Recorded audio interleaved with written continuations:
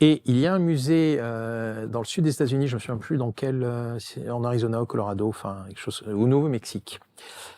Ils ont trouvé c'est très étonnant, un fossile. Donc on voit une semelle, c'est du 37, donc c'est pas quelqu'un de très grand, qui écrase un trilobite. Or, le C'est quoi un trilobite? mais justement, c'est une sorte de mollusque qui a disparu il y a 300 millions d'années. Donc, qui s'amusait ou pas à marcher sur des trilobites il y a 300 millions d'années, on ne sait pas, mais en apparence, il y a 300 millions, il y avait déjà des semelles. Alors après, on peut dire oui, mais c'est une erreur d'interprétation, les calculs, les machins. Tout à fait possible. Je veux dire, là-dessus... mais il y a suffisamment d'artefacts sur Terre. Les pierres d'Ica. Les pierres d'Ica. C'est quoi? Alors les pierres d'Ica, c'est qu'on a retrouvé, quelqu'un a retrouvé au Pérou oui. des pierres avec des dinosaures et gravés. Quelqu'un qui pouvait pas connaître tout ça. Donc au début, il a avoué et a priori, il y a eu beaucoup de pression sur lui et après, il a dit que c'est lui qui avait dessiné. Mais il y en a des milliers et des milliers et c'est impossible techniquement qu'il ait pu faire ça. C'est ça. Alors, on va les montrer, voilà. Nous, moi, j'avais demandé... et ça date de quand? Bon, c'est pas. Là, on peut pas dater. C'est impossible. En tout cas, ça date on peut pas dater la pierre. On ne peut dater que la matière organique. C'est pour ça qu'on peut pas dater les pyramides. Et moi, j'en avais une, justement, j'en avais obtenu une pour faire des analyses, et en fait, on pouvait rien en faire.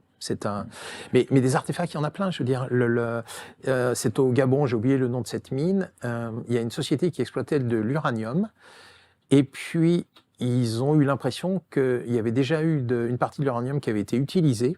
Alors, ils ont fait venir des spécialistes en physique, notamment un prix Nobel de physique, qui a dit que cet uranium avait été utilisé il y a 1,5 milliard d'années pendant 500 000 ans. Alors évidemment, si on dit « oula, ça a été utilisé, ça a été exploité il y a 1 milliard d'années », on rigole. Enfin, tu vois, c'est Maître Gims qui se retrouve la risée.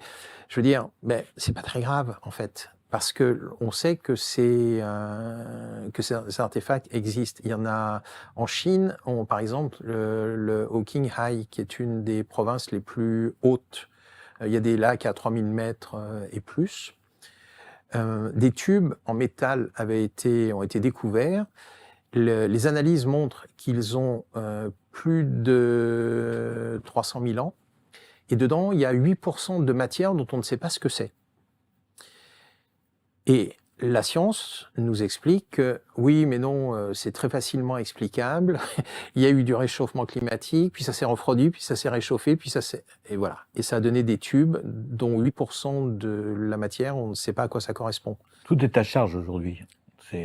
En fait, dès que tu trouves, par exemple, tu vois, dès que par exemple, on ne te laissera pas trouver des géants. Ça, c'est pas possible. Tu n'auras pas les autorisations, parce qu'en fait, où que tu veuilles fouiller, il faut demander des autorisations. Je disais, là, Don Carmen, on en avait discuté, il avait un de ses amis qui sait où des géants sont enterrés au Mexique. C'est impossible de le faire, parce que ça remettrait tellement de choses en cause, notre compréhension c'est-à-dire que, je veux dire, même ceux qui, tout d'un coup, qui découvriraient ça tout d'un coup, forcément se poseraient des questions. Ah bon, mais il y a eu des êtres humains qui mesuraient 4 mètres. Alors, ce qui est important, je te coupe, ce qui est important, c'est que ça remet en cause toutes les religions aussi. Et si à partir du moment où on parle de civilisations qui ont disparu, eh bien, pour les gens, les croyants, ça remet tout en cause. Parce qu'il y a la foi, puis il y a la religion. Et je pense qu'il y a beaucoup de religions qui sont politiques. Hein. C'est souvent des mouvements politiques, la religion, pour tenir les gens.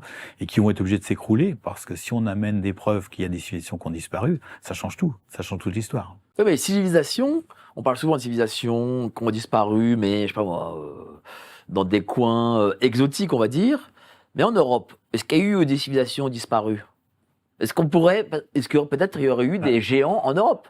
Aujourd'hui, si on prend un dolmen, personne n'est capable de refaire un dolmen. La rechauffée, 60 tonnes. Voilà, on a à côté de chez moi, il y a un menhir qui fait 140 tonnes. Essayer de relever une pierre de 9,30 m, c'est impossible. Personne n'est capable de faire ça. Même aujourd'hui, avec, je sais pas moi, les camions qu'on a et tout, on ne pourra pas le faire. Ah ben un dolmen comme la Roche-Chauffée, alors quand on le voit comme, je ne sais pas si on peut le remettre, le dolmen de la Roche-Chauffée, il a une très particularité, c'est que les pierres ne sont pas verticales, elles sont un peu en biais comme ça, côté gauche. Ben voilà, comme ça, ouais. Côté gauche, elles sont en biais. C'est-à-dire que les pierres qui sont dessus, au lieu d'appuyer comme ça, elles appuient en poussant ce qu'on appelle les orthostats, les pierres verticales, vers le bas. Et qu'est-ce que ça veut dire ? Ça veut dire que on a été obligé de calculer l'angle pour pas que ça s'écroule. Parce que plus c'est en biais, plus ça a tendance à appuyer vers le bas. Et là, tout le côté gauche, eh bien, c'est en limite de rupture. Si on fait un petit calcul, on bouge des pierres de 2 degrés, et tout s'écroule. Et là, ça fait des milliers d'années que c'est là, sans s'écrouler. C'est-à-dire que Est-ce que nos ancêtres... de la folie. Aujourd'hui, on saurait pas faire ça. Est-ce que aujourd'hui on saurait pas faire ça ? Ah non. Non, non. Et nos ancêtres, les Gaulois, comme on dit, ils ne sauraient pas non plus.